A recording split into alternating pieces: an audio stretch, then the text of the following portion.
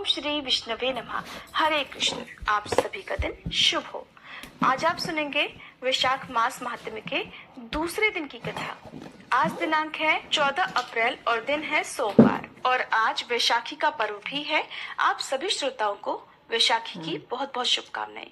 आज सुनिए वैशाख मास महात्म्य के दूसरे दिन की कथा और कथा के अंत में आप श्री विष्णु चालीसा पाठ भी सुनेंगे।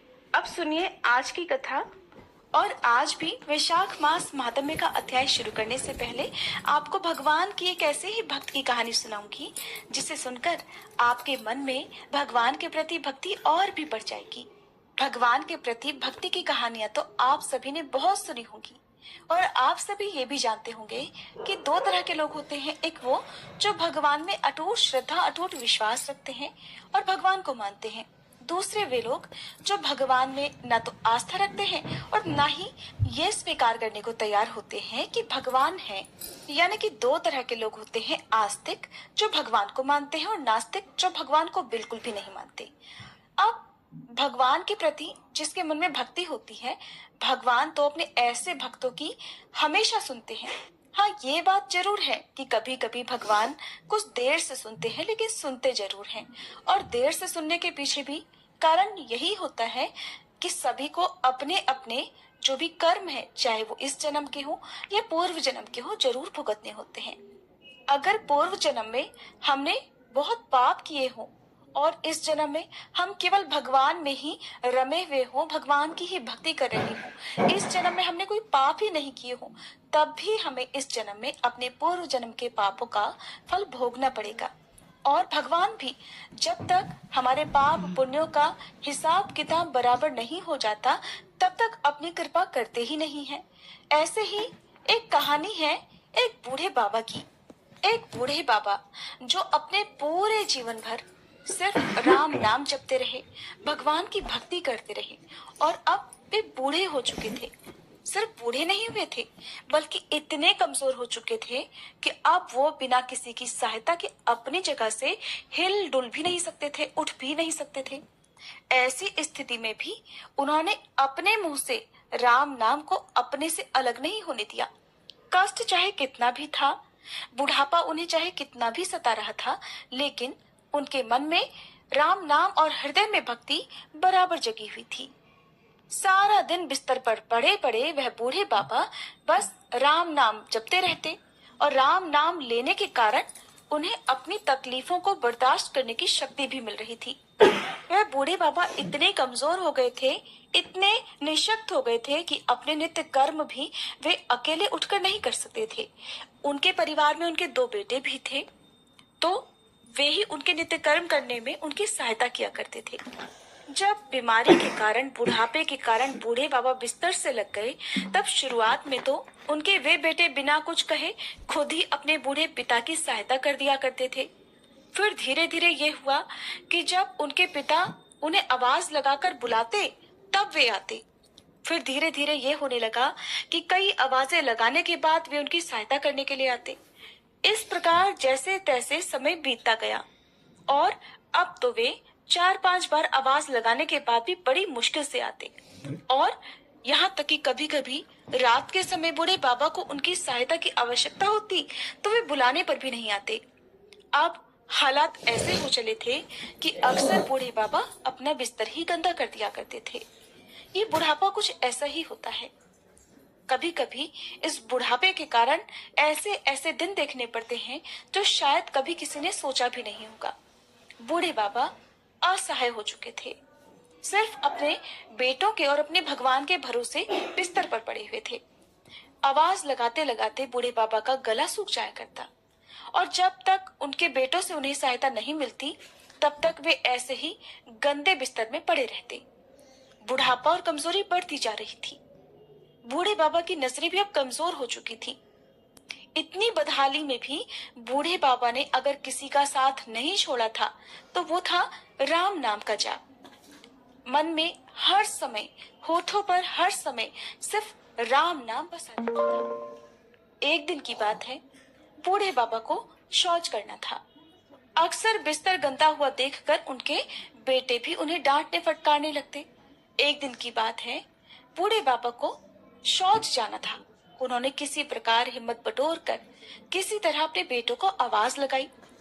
आवाज लगाते ही अगले ही पल किसी ने उनका हाथ बड़ी कोमलता से पकड़ लिया और उन्हें बड़े आराम से नित्य कर्म करवाकर उनके बिस्तर पर लिटा भी दिया। बूढ़े बाबा की नजरें बहुत कमजोर हो चुकी थीं। उन्हें ये भी नहीं दिखाई देता था कि सामने जो उनकी मदद कर रहा है वो उनका कौन सा बेटा है। कानों ने भी अब साथ छोड़ दिया था। उन्हें सुनाई भी बहुत कम पड़ता था। बूढ़े बाबा को बड़ा आराम मिला। अब तो हर दिन का ये काम हो गया कि जब भी बूढ़े बाबा आवाज लगाते, अगले ही पल उनकी सहायता करने के लिए कोई आ जाता और उनके सारे काम कराकर वहां से चुपचाप चला भी जाता। बूढ़े बाबा की नजरें और कान दोनों ही बूढ़ी हो चुकी थी, कमजोर हो चुकी थी। ना उन्हें ठीक से दिखाई देता था, न सुनाई देता था। लेकिन बूढ़े बाबा इतना सब कुछ होने के बाद भी इतना तो समझ रहे थे कि एक बार आवाज लगाने पर ही आने वाला उनका कोई बेटा तो नहीं हो सकता, और ना ही ये स्पर्श उनके बेटों का था। आखिरकार ये था कौन? फिर एक दिन जब बूढ़े बाबा ने अपने नित्य कर्म करने के लिए अपने बेटों से सहायता मांगी, तो अगले पल फिर से वही मुलायम हाथों वाला स्पर्श उन्हें महसूस हुआ। तो अगले पल फिर से वही मुलायम हाथों वाला स्पर्श उन्हें महसूस हुआ। सारा काम खत्म करने के बाद बूढ़े बाबा ने आखिरकार उस व्यक्ति का हाथ पकड़ लिया और उससे पूछा, बताओ तुम हो कौन? आज मुझे सच सच बताओ, तुम कौन हो? क्यों मेरी सहायता करते हो? तुम मेरे बेटे तो नहीं हो सकते। बूढ़े बाबा के सवाल के साथ ही अचानक उनके कमरे में एक बहुत तेज रोशनी हुई और प्रभु ने अपने दिव्य अवतार में वहां बूढ़े बाबा को दर्शन दिए। कहाँ तो कमजोर आंखों से बूढ़े बाबा को किसी भी चीज को देख पाना बड़ा मुश्किल था, और वहीं वह बूढ़े बाबा भगवान के दिव्य रूप को स्पष्ट रूप से पूरी तरह से प्रत्यक्ष देखने में समर्थ हो गए। जिन भगवान का नाम वह पूरे जीवन भर लेते रहे, वही आज उनके सामने खड़े हुए थे। ये देखकर बूढ़े बाबा उनके चरणों में गिर पड़े। भगवान के स्पर्श से उनके शरीर में शक्ति आ गई थी, ताकत आ गई थी। चरणों में गिरकर उनके चरण पकड़कर वह बूढ़े बाबा बोले, भगवान, मैं तो धन्य हो गया जो आपने मुझे साक्षात दर्शन दे दिए। लेकिन प्रभु, मैं बहुत शर्मिंदा हूँ, क्योंकि मैंने आपसे हर दिन अपने नित्य कर्म करवाए।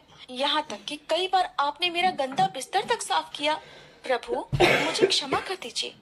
भगवान बूढ़े बाबा का हाथ थाम कर बोले, मेरे लिए सारे काम एक जैसे हैं। अगर वो काम मुझे अपने भक्तों के लिए करने पड़े तो मुझे ये काम करने में बड़ी खुशी मिलती है।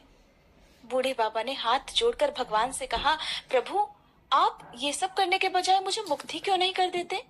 ना आपको रोज रोज मुझे नित्य कर्म करवाने के लिए आना पड़ेगा, और ना ही मैं इस तरह लाचार बेबस सा बिस्तर पर पड़ा रहूंगा। प्रभु, क्या आपके दर्शन मात्र से मेरी मुक्ति संभव नहीं है? तब भगवान बोले कि ये सब प्रारब्ध के कारण है। तुम्हारा प्रारब्ध बहुत कठिन है। तुमने पूर्व जन्म में ऐसे ऐसे कर्म किए हैं जिसके कारण इस जन्म में इतनी जल्दी उनसे मुक्त हो पाना संभव नहीं है। अगर तुम्हारे पूर्व जन्म में पुण्य अधिक होते तो मेरे दर्शन मात्र से आज तुम मुक्त हो जाते। मैं चाहूं तो तुम्हें अभी अभी मुक्त कर सकता हूँ, लेकिन फिर होगा ये कि अगले जन्म में तुम्हें फिर से प्रारब्ध भोगने के लिए आना पड़ेगा। इसलिए मैं तुम्हें खुद तुम्हारे पूर्व जन्म के सभी पापों से मुक्त करवाने के लिए इस समय सहायता कर रहा हूँ। ऐसा कहकर भगवान वहीं अंतर ध्यान हो गए। फिर कुछ महीने इसी प्रकार तकलीफें झेलने के बाद आखिरकार उन बूढ़े बाबा को मुक्ति मिल गई। तो ये थी आज की कहानी। अगर आपको बहुत अच्छी लगी होगी तो आप इस कहानी को शेयर जरूर कीजिएगा। अब सुनिए आज का अध्याय। नारद जी कहते हैं कि एक समय विदेह राज जनक के घर दोपहर के समय श्रुतदेव नाम से विख्यात एक श्रेष्ठ मुनि पधारे, जो सभी वेदों के ज्ञाता थे। उन्हें देखकर राजा बड़े उल्लास के साथ उठकर खड़े हो गए और मधुपर्क आदि सामग्रियों से उनकी विधि पूर्वक पूजा करके राजा ने उनके चरणों तक को अपने मस्तक पर धारण किया। इस प्रकार स्वागत सत्कार करने के बाद जब वे आसन पर विराजमान हुए, तब विदेह राज के प्रश्न के अनुसार वैशाख मास के महात्म्य का वर्णन करते हुए वे इस प्रकार कहने लगे। श्रुतदेव ने कहा, राजन, जो लोग वैशाख मास में धूप से संतप्त होने वाले महात्मा पुरुषों के ऊपर छाता लगाते हैं, उन्हें अनंत पुण्य की प्राप्ति होती है। इस विषय में एक प्राचीन इतिहास का उदाहरण दिया करते हैं। बहुत समय पहले वंग देश में हेमकांत नाम से विख्यात एक राजा हुए हैं। वे कुशकेतु के पुत्र, परम बुद्धिमान और शस्त्रधारियों में श्रेष्ठ थे। एक दिन वे शिकार खेलने में आसक्त होकर एक घने वन में जा घुसे। वहां तरह तरह के मृग और वराह आदि जंतुओं को मारकर जब वे बहुत थक गए, तब दोपहर के समय मुनियों के आश्रम में आ गए। उस समय आश्रम में उत्तम व्रत का पालन करने वाले शतर्ची नामक ऋषि समाधि लगाए हुए बैठे थे, जिन्हें बाहर होने वाले कार्यों का कुछ भी एहसास नहीं होता था। उन्हें निश्चल बैठे देखकर राजा को बड़ा क्रोध हुआ और उन्होंने उन महात्माओं को मार डालने का निश्चय कर लिया। उन्होंने सोचा कि मैं महाराज होकर इनके आश्रम में पधारा हूँ और इनमें से किसी ने भी मेरा आदर सत्कार नहीं किया। इस प्रकार राजा ने अपने आप को बहुत अपमानित समझा। तब उन ऋषियों के 10,000 शिष्यों ने राजा को ऐसा करने से मना करते हुए कहा, ओ खोटी बुद्धि वाले राजन, हमारे गुरु लोग इस समय समाधि में लीन हैं। बाहर कहाँ क्या हो रहा है इस बारे में ये कुछ नहीं जानते, इसलिए इन पर तुम्हें क्रोध नहीं करना चाहिए। तब राजा ने क्रोध से विवल होकर शिष्यों से ही कहा, अरे द्विज कुमारों, मैं रास्ते में थका मांदा यहाँ आया हूँ, इसलिए तुम ही लोग मेरा आतिथ्य करो। राजा के ऐसा कहने पर वे शिष्य कहने लगे, महाराज, हम लोग तो भिक्षा मांगकर खाने वाले हैं। गुरुजन ने हमें किसी के आतिथ्य के लिए आज्ञा ही नहीं दी है। हम तो सर्वथा अपने गुरु के अधीन हैं। गुरु की आज्ञा के बिना हम कोई कार्य नहीं कर सकते, इसलिए तुम्हारा आतिथ्य हम कैसे कर सकते हैं। शिष्यों का ये कोरा उत्तर पाकर राजा ने उन्हें मारने के लिए धनुष उठा लिया और कहने लगा कि मैंने हिंसक जीवों और लुटेरों के भय आदि से जिनकी अनेकों बार रक्षा की है, जो मेरे दिए हुए दानों पर ही पलते हैं, वे ही आज मुझे सिखलाने चले हैं। ये मुझे नहीं जानते, ये तो सभी कृतज्ञ और बड़े अभिमानी हैं। इन आतताइयों को मार डालने पर भी मुझे कोई दोष नहीं लगेगा। ऐसा कहकर क्रोधित होकर धनुष से वे बाण छोड़ने लगे। बेचारे शिष्य आश्रम छोड़कर भय से भाग गए। भागने पर भी हेमकांत ने उनका पीछा किया और 300 शिष्यों को मार गिराया। शिष्यों के भाग जाने पर आश्रम में जो कुछ भी सामग्री थी, उसे राजा के पापात्मा सैनिकों ने लूट लिया। राजा के अनुमोदन से ही उन्होंने वहां इच्छा अनुसार भोजन किया। इसके बाद दिन बीतते बीतते राजा सेना के साथ अपनी पुरी में वापस आ गए। राजा कुशकेतु ने जब अपने पुत्र का ये अन्यायपूर्ण कार्य सुना, तब उसे राज्य करने के अयोग्य जानकर उसकी निंदा करते हुए उसे देश निकाला दे दिया। इस तरह पिता के त्याग देने पर हेमकांत घने वन में चला गया। वहां उसने बहुत वर्षों तक निवास किया। ब्रह्महत्या उसका सदा पीछा किया करती थी, इसलिए वह कहीं भी स्थिरता पूर्वक रह नहीं पाता था। इस प्रकार उस दुष्टात्मा के 28 वर्ष बीत गए। एक दिन वैशाख मास में जब दोपहर का समय हो रहा था, महामुनि त्रित तीर्थ यात्रा के प्रसंग से उसी वन में आ गए। वे धूप से अत्यंत संतप्त और तृषा से बहुत पीड़ित थे, इसलिए किसी वृक्षहीन प्रदेश में मूर्छित होकर गिर पड़े। दैवयोग से हेमकांत उधर ही आ निकला। उसने मुनि को प्यास से पीड़ित, मूर्छित और थका मांदा देखा तो उन पर बड़ी दया आ गई। उसने पलाश के पत्तों से छत्र बनाकर उनके ऊपर आती हुई धूप को रोक दिया और वह स्वयं मुनि के मस्तक पर छाता लगाए हुए खड़ा हो गया और तुम्बी में रखा हुआ जल उनके मुंह में डालने लगा।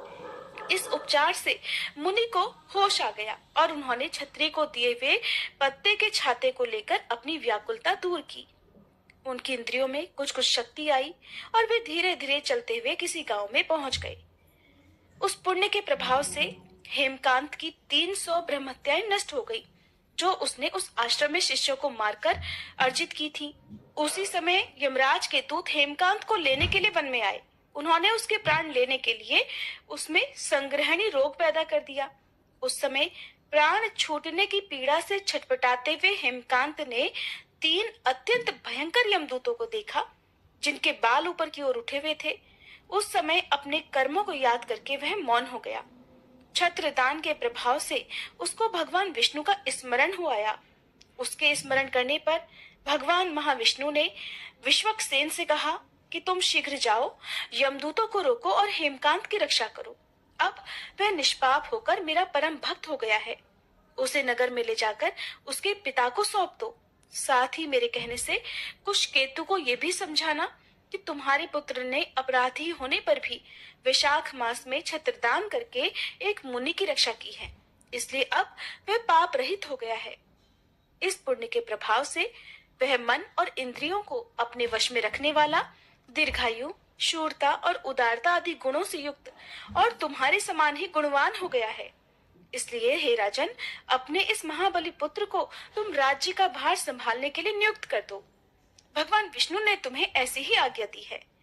इस प्रकार राजा को आदेश देकर हेमकांत को उनके अधीन करके फिर यहाँ वापस लौट आओ। भगवान विष्णु का ये आदेश पाकर महाबली विश्वक्सेन ने हेमकांत के पास आकर यमदूतों को रोका और अपने कल्याणमय हाथों से उसके सब अंगों में स्पर्श किया। भगवत भक्त के स्पर्श से हेमकांत के सारे रोग क्षण भर में ही दूर हो गए। इसके बाद विश्वक्सेन उसके साथ राजा की पुरी में गए। उन्हें देखकर महाराज कुशकेतु ने आश्चर्ययुक्त होकर भक्ति पूर्वक मस्तक झुकाकर पृथ्वी पर साष्टांग प्रणाम किया और भगवान के पार्षद का अपने घर में प्रवेश कराया। वहां तरह तरह के स्तोत्रों से इनकी स्तुति और वैभवों से उनका पूजन किया। इसके बाद महाबली विश्वक्सेन ने अत्यंत प्रसन्न होकर राजा को हेमकांत के विषय में भगवान विष्णु ने जो भी संदेश दिया था वह सब यथानुसार कह सुनाया। उसे सुनकर कुशकेतु ने पुत्र को राज्य पर बिठा दिया और खुद विश्वक्सेन की आज्ञा लेकर पत्नी सहित वन को प्रस्थान कर दिया। इसके बाद महामना विश्वक्सेन हेमकांत से पूछकर और उसकी प्रशंसा करके श्वेत द्वीप में भगवान विष्णु के समीप चले गए। तभी से राजा हेमकांत वैशाख मास में बताए हुए भगवान की प्रसन्नता को बढ़ाने वाले शुभ धर्मों का प्रतिवर्ष पालन करने लगे। वे ब्राह्मण भक्त, धर्मनिष्ठ, शांत, जितेंद्रिय, सभी प्राणियों के प्रति दयालु और संपूर्ण यज्ञों की दीक्षा में स्थित रहकर सभी प्रकार की संपदाओं से संपन्न हो गए। उन्होंने पुत्र पौत्र आदि के साथ सभी भोगों का उपभोग करके अंत में भगवान विष्णु का लोक प्राप्त कर लिया। वैशाख सुख से साध्य अतिशय पुण्य प्रदान करने वाला है। पाप रूपी ईंधन को अग्नि की तरह जलाने वाला, परम सुलभ तथा धर्म, अर्थ, काम, मोक्ष चारों पुरुषार्थों को देने वाला है। जय श्री कृष्ण। आज का अध्याय समाप्त हुआ। अब सुनिए बांदरी की कहानी। एक बार एक राजा था। वह वैशाख मास में प्रतिदिन ब्रह्म मुहूर्त में उठकर गंगा जी में स्नान किया करता था। राजा का आदेश था कि मुझसे पहले गंगा जी में कोई भी स्नान नहीं करेगा। राजा जब गंगा जी में स्नान करने जाते तो उन्हें प्रतिदिन शांत जल की जगह पर हिलता हुआ जल दिखाई देता था। तब राजा को संदेह हुआ कि निश्चय ही मुझसे पहले कोई हर दिन आकर गंगा जी में स्नान करके चला जाता है। इसलिए राजा ने नदी के तट पर पहरेदार बिठा दिए। गंगा जी के तट पर एक वृक्ष था। उस पर एक बंदरिया रहा करती थी। वह हर दिन राजा के स्नान करने से पहले ही स्नान करके वृक्ष पर चढ़कर बैठ जाती थी। इस प्रकार होते होते पूरा वैशाख मास बीत गया, किंतु अंतिम दिन राजा के सिपाहियों ने देख लिया और उस बंदरिया को पकड़कर राजा के पास ले गए और कहने लगे कि महाराज, यही वो बंदरिया है जो आपसे पहले प्रतिदिन गंगा जी में स्नान करती है। उधर राजा की प्रतिज्ञा ये थी कि अगर कोई भी स्त्री मुझसे पहले स्नान करती होगी तो मैं उसी से विवाह कर लूंगा। इसलिए अब अपनी प्रतिज्ञा के अनुसार राजा को उस बंदरिया के साथ ही विवाह करना पड़ा। वैशाख मास के स्नान के पुण्य से बांदरी के गर्भ ठहर गया। 9 महीने पूर्ण होने पर बांदरी ने राजा से पूछा कि महाराज, शिशु जन्म के समय मुझे क्या करना चाहिए। तब राजा ने महल में एक घंटी लगवा दी और बंदरी से कहा कि जब तुम्हें दर्द हो उसे बजा देना, मैं सारा प्रबंध करवा दूंगा। राजा की अन्य रानियां भी थीं, लेकिन उनकी कोई संतान नहीं थी। बंदरिया को गर्भ ठहरा है ये समाचार जानकर अन्य रानियां मन ही मन उस बंदरिया से ईर्ष्या करने लगी और भावी संतान का नाश करने के लिए तरह तरह की योजनाएं बनाने लगी। घंटी लगी देखकर एक रानी ने बंदरिया से इसका कारण पूछा। तब उसने सारा वृतांत सुना दिया। रानी ने बहकाया कि एक बार घंटी बजाकर देख तो ले कि राजा आते भी हैं या नहीं। बंदरी ने घंटी बजाई तो राजा दौड़े दौड़े महल में आए और घंटी बजाने का कारण पूछा। तब बंदरिया बोली, महाराज, मैंने तो रानियों के कहने से ही घंटी बजाई थी। तब रानियों ने राजा से कहा कि महाराज, ये तो पशु है, न जाने कितनी बार घंटी बजाएगी। ऐसा कहकर रानियों ने राजा से कहकर उस घंटी को हटवा दिया। कुछ दिनों के बाद बंदरिया के शिशु जन्म का समय आया तो उसने अन्य रानियों से पूछा कि रानियों, अब मैं क्या करूं? तब रानी कहने लगी कि तुम आंखों पर पट्टी बांधकर सो जाओ। उधर बंदरी के वैशाख मास के स्नान के पुण्य प्रताप के रूप में उसे एक सुंदर पुत्र हुआ। शिशु के जन्म होते ही उसके रोने से पहले ही रानियों ने उसे एक टोकरी में रखकर दासी को दे दिया और आदेश दे दिया कि इसे जाकर नदी में बहाओ।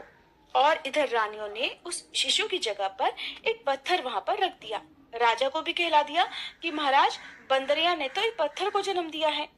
राजा ने सुना तो उन्होंने भी संतोष कर लिया कि जब दूसरी रानियों के संतान नहीं है तो ये तो बंदरी है, इसके भला क्या संतान होगी।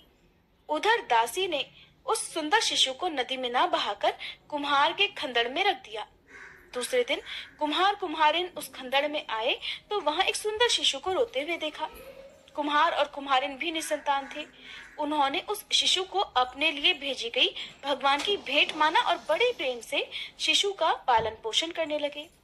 कुछ बड़ा होने पर जब उस बालक को ये ज्ञात हुआ कि वह रानी बंदरी का पुत्र है जिसको रानियों ने मरवाना चाहा था, एक दिन वह बालक कुम्हार के बनाए हुए मिट्टी के हाथी घोड़े लेकर पनघट पर जा बैठा और दासियों को देखकर कहने लगा, आओ रे मेरे मिट्टी के हाथी घोड़े, पानी पियो। जब दासियों ने ये बात सुनी तो वो हंसने लगी, कहने लगी, अरे मूर्ख, कभी मिट्टी के हाथी घोड़े भी पानी पीते हैं क्या? इस पर वह बालक कहने लगा, अच्छा, तो क्या कभी बंदरी के भी पत्थर जन्म लेता है? उस बालक की ये बात दासियों ने जाकर महल में कह दी। तब रानियों ने दूसरे दिन विष मिलाकर लड्डू भेज दिए। ईश्वर की कृपा से लड्डू गोंद और बादाम के हो गए और उन लड्डुओं को खाने से उस लड़के की मृत्यु नहीं हुई।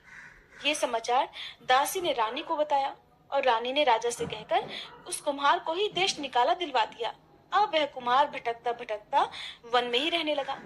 इसके बाद अगले वर्ष चैत्र मास में माता गणगौर के पूजन का दिन आया। तब वह बंदरी का पुत्र 108 करवे और 108 गोली लेकर तथा घड़े में पानी भरकर बगीचे के बाहर बैठ गया। उधर राजा की और साहूकार की पुत्रियां गणगौर बनाने के लिए मिट्टी लेने के लिए आईं और बगीचे में खेलने और झूलने लगी। इसी कारण कुछ समय बाद उन्हें जोर की प्यास लगी। तब उन्होंने उस बंदरी के पुत्र से जल पिलाने के लिए कहा। तब वह बालक कहने लगा कि मेरे पास एक गोली है, उसे खाते जाओ और मेरे चारों ओर चक्कर लगाती जाओ, तब मैं तुम्हें जल पिलाऊंगा। इस पर पहले तो कन्याओं ने मना किया, किंतु तेज प्यास लगने के कारण वे तुरंत मान गई। इस प्रकार वह गोली खाने और उस युवक के साथ फेरे लेने से वह गर्भवती हो गई। बाद में जब उनके माता पिता को ये ज्ञात हुआ तब वे सभी कुम्हार के पास आए और सारा वृतांत कह सुनाया। फिर कहा कि तेरे पुत्र ने हमारी कन्याओं से विवाह कर लिया है, अब तो तुम्हें इन्हें अपने पास ही रखना होगा। तब कुम्हार ने निर्धन होने के कारण मजबूरी व्यक्त की। कुम्हार कहने लगा, महाराज, मैं तो बहुत गरीब हूँ, इन सभी बहुओं को मैं अपने घर पर कहाँ और कैसे रखूंगा, क्या खिलाऊंगा। तब कन्याओं के माता पिता ने बहुत सारा धन देकर अपनी कन्याओं को कुम्हार के घर विदा कर दिया और कुम्हार के घर 108 बहुएं आ गईं। बाद में उनके 108 ही पोते हो गए। कुम्हार ने समस्त नगरी को भोजन हेतु निमंत्रण दिया और राजा को भी बुलवा लिया। राजा के यहाँ से रानी बांदरी के अलावा सब भोजन करने के लिए पधारे। तब वह राजकुमार जो कुम्हार के घर में पला बढ़ा था, राजा की आज्ञा लेकर बंदरी को लेने रथ पालकी लेकर गया और लाकर सभा में सबसे ऊंचे सोने के आसन पर बिठा दिया। राजकुमार ने अपनी सभी पत्नियों को समझा दिया था कि बंदरी मुझे जन्म देने वाली माता है। फिर तो एक एक बहू रानी बांदरी के चरण स्पर्श करती गई और एक एक सोने का सिक्का और पोते को गोद में देती गई। जब राजा और दूसरी रानियों ने ये सब देखा तो कुम्हार के पुत्र से इसका कारण पूछा। रानियों को तो संदेह होने लगा कि ये अवश्य ही बंदरी का पुत्र है। अब तो रानियां रूठकर राजा से कहने लगी कि कुम्हार के पुत्र ने हमारा अपमान किया है और बंदरी का सम्मान किया है, इसलिए हम लौट कर जा रही हैं। इधर राजा को पुत्र के जन्म का सारा रहस्य पता चल गया था, इसलिए उन्होंने अपनी सभी रानियों को देश निकाला दे दिया और अपने पुत्र, सभी पुत्र वधुओं और पौत्रों को लेकर महल में आ गया। फिर राजकुमार का राजतिलक कराया गया। कुम्हार कुम्हारिन को राजकुमार ने महल में रहने के लिए निवेदन किया, किंतु वे नहीं माने। तब राजा ने उन्हें ढेर सारा धन देकर विदा कर दिया। वैशाख स्नान का इतना महत्व है तो सबको वैशाख स्नान करना चाहिए। बंदरी ने वैशाख स्नान किया तो उसे राजा का राज्य, पुत्र, बहुएं आदि प्राप्त हुई। ईश्वर जैसे बंदरी को पुण्य मिला, इसी प्रकार वैशाख स्नान और वैशाख मास की कथाएं सुनने वाले सभी भक्तों को देना। हरे कृष्ण। आज के अध्याय में बस इतना ही। अब आप सभी सुनेंगे श्री विष्णु चालीसा पाठ। इसी के साथ आज की कथा यही समाप्त होगी। आशा करती हूँ आप कल की कथा भी जरूर सुनेंगे। विष्णु सुनिए विनय सेवक की चितलाए, कीरत कुछ वर्णन करूं दीजिए ज्ञान बताए। नमो विष्णु भगवान खरारी, कष्ट न शावन अखिल बिहारी। प्रबल जगत में शक्ति तुम्हारी, त्रिभुवन फैल रही उजियारी। सुंदर रूप मनोहर सूरत, सरल स्वभाव मोहिनी मूरत। तन पर पीतांबर अति सोहत, वैजंती माला मन मोहत। शंख चक्र कर गदा विराजे, देखत दैत्य असुर दल भाजे। सत्य धर्म मद लोभ न गाजे, काम क्रोध मद लोभ न छाजे। संत भक्त सज्जन मन रंजन, धनुज असुर दुष्टन दल गंजन। सुख उपजाए कष्ट सब भंजन, दोष मिटाए करत जन सज्जन। पाप काट भव सिंधु उतारण, कष्ट नाश कर भक्त उबारण। करत अनेक रूप प्रभु धारण, केवल आप भक्ति के कारण। धरणी धेनु बन तुम ही पुकारा, तब तुम रूप राम का धारा। भार उतार असुर दल मारा, वराह रूप बनाया। हिरण्याक्ष को मार गिराया, धर्मत्स्य तन सिंधु बनाया। 14 रत्नन को निकलाया, अमिलख असुरन द्वंद्व मचाया। रूप मोहिनी आप दिखाया, देवन को अमृत पान कराया। असुरन को छवि से बहलाया, कूर्म रूप धर सिंधु मझाया। मंदराचल गिरि तुरत उठाया, शंकर का तुम फंद छुड़ाया। भस्मासुर को रूप दिखाया, वेदन को जब असुर डुबाया। कर प्रबंध उन्हें ढूंढवाया, मोहिनी बनकर खल ही नचाया।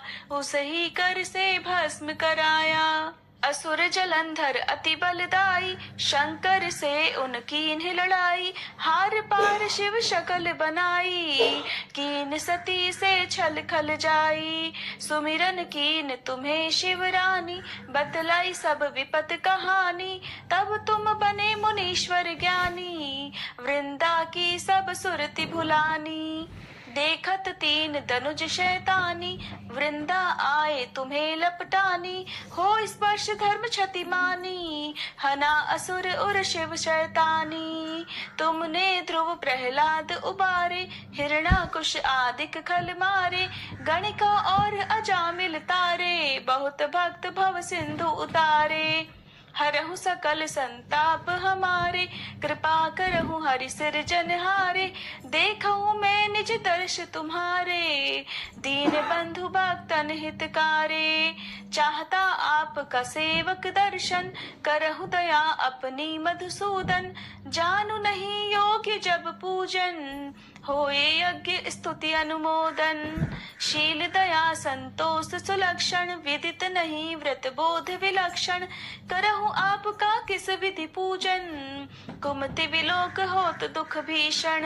करहु प्रणाम कौन विधि सुमिरन, कौन भांति मैं करहु समर्पण। सुर नर मुनि करत सदा सेवकाई, हर्षित रहत परम गति पाई। दीन दुखिन पर सदा सहाई, निज जन जान लेव अपनाई। पाप दोष संताप नशायो, भव बंधन से मुक्त कराओ। सुत संपत्ति दे सुख उपजाओ, निज चरणन का दास बनाओ। निगम सदा ये विनय सुनावे, पढ़े सुने जो जन सुख पावे। प्रेम से बोलिए श्री लक्ष्मी नारायण भगवान की जय।